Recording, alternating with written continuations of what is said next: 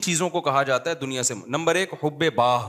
باہ کا مطلب شہوت پرستی, ٹھڑک, لڑکیوں کو دیکھنے کا ہر وقت, فحش فلمیں کا, اور ہر وقت جو ہے نا حلال پہ کم بخت کو قناعت ہی نہیں ہو رہی ہے. کچھ ایسے ٹھرکی سوسائٹی میں ہوتے ہیں کہ نہیں ہوتے, کہیں کوئی انٹی گزر رہی ہو تو گھر تک پہنچا کے آئیں گے اس کو.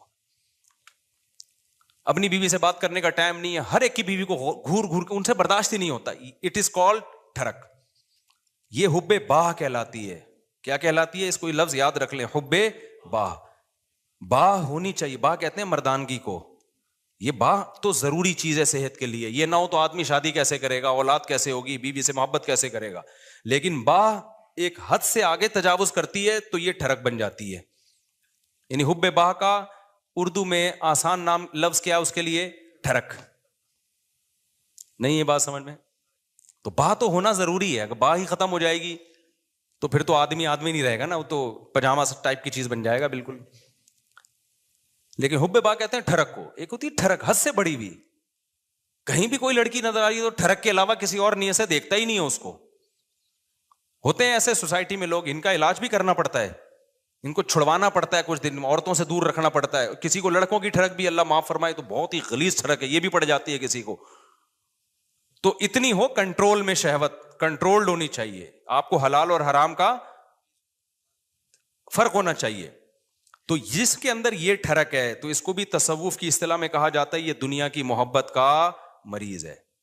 ہوتے ہیں کچھ لوگ ایسے, نماز بھی پڑھ رہے ہیں, روزے بھی رکھ رہے ہیں, زکاتیں بھی دے رہے ہیں, اللہ اللہ بھی کر رہے ہیں, مگر کہتے ہیں بھائی عورت ہماری مجبوری ہے. بھائی وہ کیا کہتے ہیں بھائی, تو بس وہ کہیں بھی ایسے, میں نے دیکھا کاؤنسلنگ کرنے والے نیک لوگ کسی خاتون کو سمجھا رہے ہیں کہ اپنے شوہر سے محبت کرو. اتنی محبت سے سمجھایا کہ عورت کو اس سے محبت ہو گئی, کیونکہ اس مرد کے اندر ٹھڑک تھی. یہ سمجھاتے ہوئے اس کی نیت کیا تھی؟ خراب. بعض لوگ ہوتے ہیں تمیز سے سمجھا رہے ہوتے ہیں, ایسے ایٹیٹیوڈ عورت کے سامنے پیش کر رہے ہوتے ہیں تو عورت اس سے متاثر ہو جائے. تو بتاتے نہیں ہیں کہ ہم برے ہیں, لیکن ایٹیٹیوڈ سے لگتا ہے کہ بھائی تم 2 نمبر آدمی ہو, تم کیا ہو. ایک آدمی کہا میں کسی داڑھی والے کے پاس اپنی بیگم کو لے کر گیا تاکہ وہ میری بیگم کو سمجھائے. وہ داڑھی والا کہہ رہا ہے آدھا گھنٹہ تک میری بیگم ہی کو دیکھتا رہا کم بخت. کہہ رہا مجھے اتنا غصہ آیا, تو میں نے کہا تم پہلے تحقیق تو کر لو کہ کس کے پاس لے کے جانا ہے, کس کے پاس لے کے نہیں جانا. سمجھواؤ اس آدمی سے رہے ہو جس کے بارے میں خود خطرہ ہے کہ اتنا نہ سمجھا, ایسا نہ ہو یہ سمجھا کے اپنے ساتھ ہی لے جائے.